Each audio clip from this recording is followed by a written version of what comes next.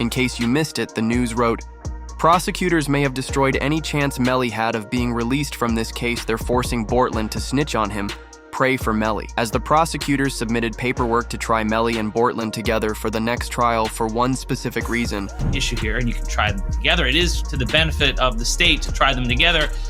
Just more efficient. You don't have to do things again and again. Do it all at once, and also you get a better chance of having them incriminate each other during the trial.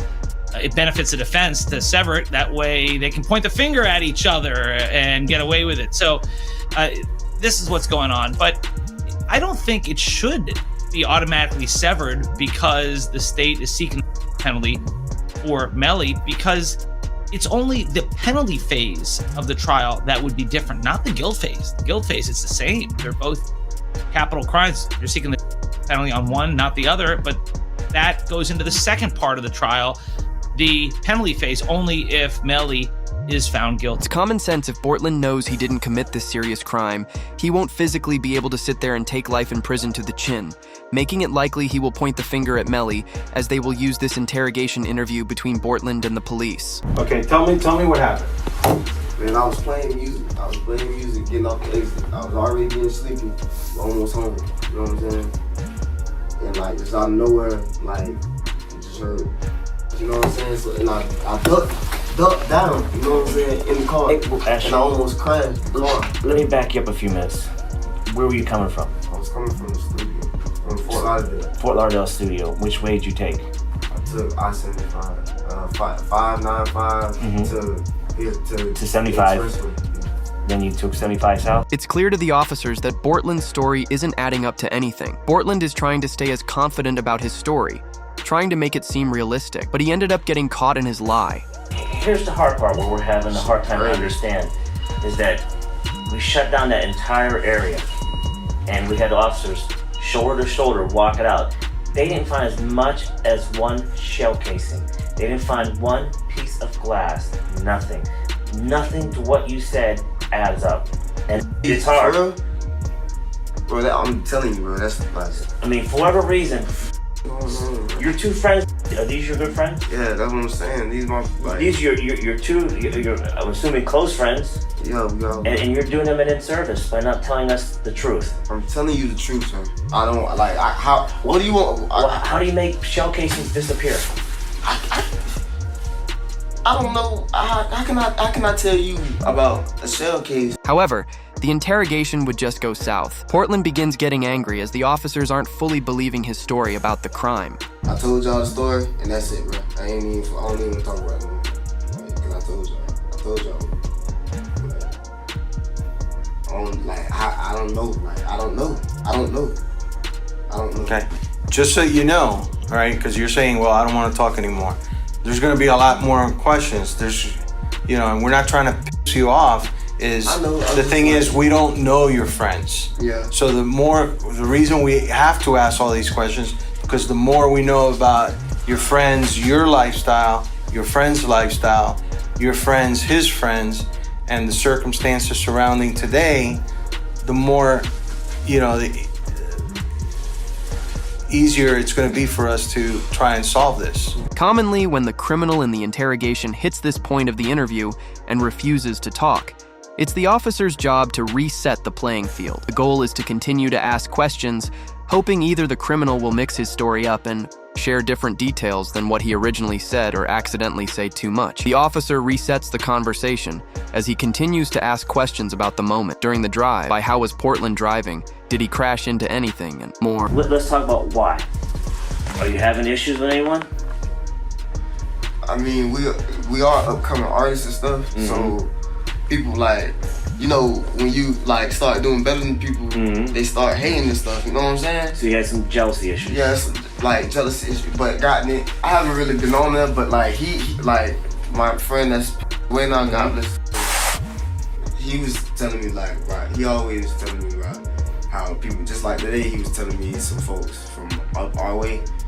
What's up your way? Like Girl Beach, that's where I used to stay, you know what I'm saying? So I grew up there, so that's our hometown, you know what I'm saying? So what did your friend say about from from Vero Beach. What was he saying to you?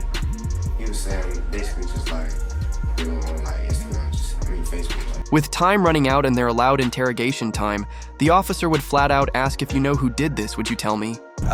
By just telling me the truth, even if it's something that I don't want to hear, but I respect the truth rather than BS, okay? And it's a simple question. If you knew who did this, okay?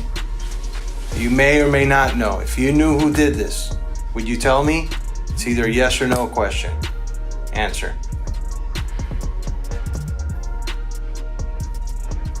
Honestly. Yeah, honestly. The truth. You wouldn't? Because I wouldn't want to be a part of it. I wouldn't want to be. Where Bortlen doesn't give a firm yes or no answering, using his voice instead, he shakes his head no. This is because if it was Melly who did it, Bortlen would know saying no to. The officer could have caused his voice to crack or be in a different pitch than the rest of the interview due to his lying. This was an obvious indicator to the police that Bortlen knows a lot more than what he's sharing for these reasons. Melly was denied his bond. However, it gets a lot worse when understanding the entire situation. It was announced on May 12th. A judge ruled that the Florida rapper must stay behind bars until the retrial begins in September. He's been incarcerated. 6 years fighting the case in which he's accused of the murder of Juvie and Sack Chaser, 2 former friends as Melly alongside his family, was convinced he would be released from jail. This was his mother after 1 out of 6 charges were accepted for bond. We just still praying. I know I said I would give I'll keep everybody updated with what's happening. I know right now we're waiting. So basically the judge is going to do, I guess, a written order. So we're just waiting, and that order can come any minute, or it can come tomorrow. I don't know. So we're just waiting. We're just waiting. So everybody just keep praying, keep having faith. Oh, Tessa, stop. I've been crying too. It's been a long time coming, you know. As it was announced, Melly gets bonded on 1 out of 6 of his charges. He's been locked up for over 2,200 days without a bond. Even despite a previous mistrial, everything pointed in the direction of Melly getting released from jail. But the prosecutors did something disturbing to Melly by creating deals with Melly's ex-girlfriend Mariah Hamilton and his best friend Bortlen. Mariah was hiding out of the United States during Melly's original trial. She was supposed to testify against him, but never showed up, making her want by police. Mariah Hamilton is spending her first day at the Broward County Jail. She has no arrest record until now. U.S. Border Patrol agents arrested her at Miami International Airport Monday after she arrived on an international flight. Court records show Hamilton was ordered to testify in Demon's first trial in 2023. After being in lockup for some time, she was let out after she signed a deal agreeing to testify against Melly. But this is terrible for Melly. She wrote on Facebook, "And to my village, I love y'all so much. God's plan, not mine." They found disturbing evidence in Mariah's iCloud account relating to Melly forcing her not to testify in the trial, which is known as witness tampering. It carries a life sentence in prison, regardless of whether Melly took out Sack Chaser and Juvie. The state filing 6 new charges against Demons and 2 others who were allegedly involved. The charges include tampering with a witness, directing the activities of a criminal, solicitation or conspiracy to commit tampering, and unlawful use of a 2-way communication device.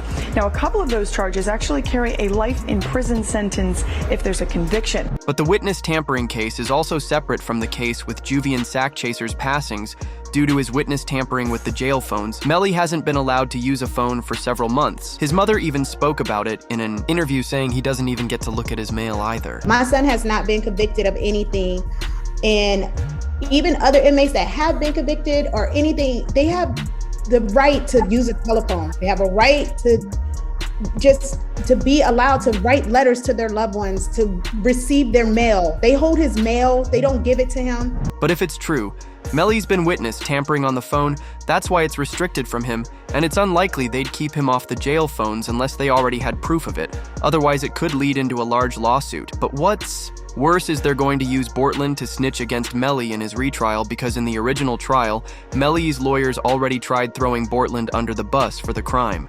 Those were his lies. Cortland Henry shows up at Memorial Hospital, Miramar, You don't see him sitting there, but where you will see him sitting is in the driver's seat of a car with two bodies, car riddled with. And when he shows up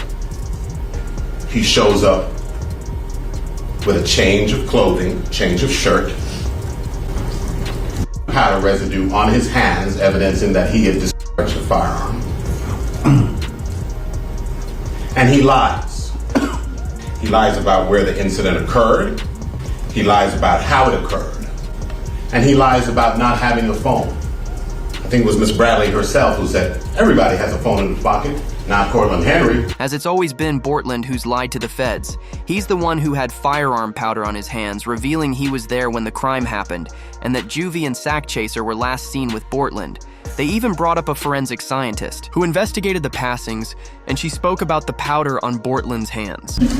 So the right hand of Cortland Henry contained 0 particles characteristic of hot residue and two component particles, and the left hand contained 1 particle characteristic of hot residue and 1 two-component particle. Okay. And can you explain to us what that means? Basically, overall, there was hot residue present on the hands. Bortlen didn't like this, so when Melly's mistrial was announced, he tweeted out, "Mind games don't work on people like me," alongside a handshake emoji as if he's accepting a deal. However, Melly's lawyers are appealing the judge's decision of no bond and repackaging it to present it in court. You tell me if you'd release. Melly with lawyers writing, Melly's legal team proposed posting an unspecified bond to be paid by his record label 300 Entertainment. If granted bond, they assured the judge that Melly would be on house arrest, wear an ankle monitor, and hire security. To keep tabs on him, it was so good a rapper wrote, "That boy Melly coming home, I feel it." And for Melly's mom, this is huge, because she's been breaking down recently saying how she feels helpless for his son inside jail who isn't being treated like a human. When you saw Melly's statement, just saying how he's been hurt, how he's scared for his life, as a mother, how did that make you feel? It's heartbreaking. It made me feel completely helpless. Broward Sheriff's Office definitely needs to be investigated. I mean, they are making up their own rules. We've tried to go to court about this situation. The judge really doesn't have any jurisdiction when it comes to the jail, because we actually had a hearing about the mistreatment of him, and the jail they make their own rules. And I don't think that's fair, because I know that they need to answer to someone too. They would then bring up evidence from the original trial which proves Melly didn't commit the crime in the Jeep, as GPS evidence proves he was sprinting down a street and hiding a bush around the time the crime happened. That would be the part where he's saying that someone just shot the car up and was trying to shoot them. So I asked him if he was okay, where he was, and he's like, there's a car coming behind him, like hiding. He was like, there's some, yeah, he's like, yeah, there's some, I think they're still out here or something. So I'm like, are you okay? He's like, I'm okay. I said, well, where are Sack and Juvie? And he said, I don't know if they're in the car. I think they're. But to back up the theory of a drive-by being the cause they revealed to the new judge, no firearm was ever found. Melly's lawyers claim it was a drive-by and that the guilty party drove off with the firearm. So the first thing is I didn't have a firearm, so I can't know which firearm I'm going to use in order to replicate any of my tests. So I can't make tests for this determination because I don't know what was used. Okay. However, the prosecutors will give as much as they can to keep Melly in jail, as they'd already brought up the phone evidence of Melly possibly admitting to the crime. The PZ Gambino account asked him if he was okay, and his response was, I did that, and placed a smiley face emoji. And the next message from 10/26/2018 at 16:02 from Eastern Standard Time. The YNW Melly account says what? After that, SHHHH. Also found on Melly's phone was Facebook Live video of Bortlen and Melly dancing around being happy only hours after the crime happened. Around being happy only hours after the crime happened.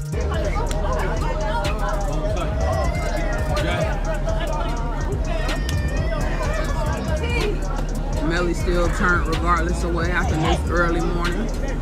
He's still out here being very positive. Turned still. Hey! The dog still turned regardless of what happened. You already know. As they showed no sadness for the passing of the two best friends. But a new interesting piece of evidence comes from a rogue O-Black member who revealed that Melly's motive for the crime was that he didn't want to share his finances anymore with Sack Chaser and Juke. Did Vaughn really tell you that Melly told him that he was two friends? He ain't come out and say, like, we got into an argument. And so, you know, if you know, when people could say something without saying it. And so he told me, like, once I posted what I posted, Vaughn was mad at me. Bro, why you put up there, bro? Walter Bam. I'm like, you sitting up here, like, you know the love we got. You do this for us, but you gonna trust that his two friends? And he said, them was trying to extort him. And so I'm like, if they was trying to extort him, then why are you still around them?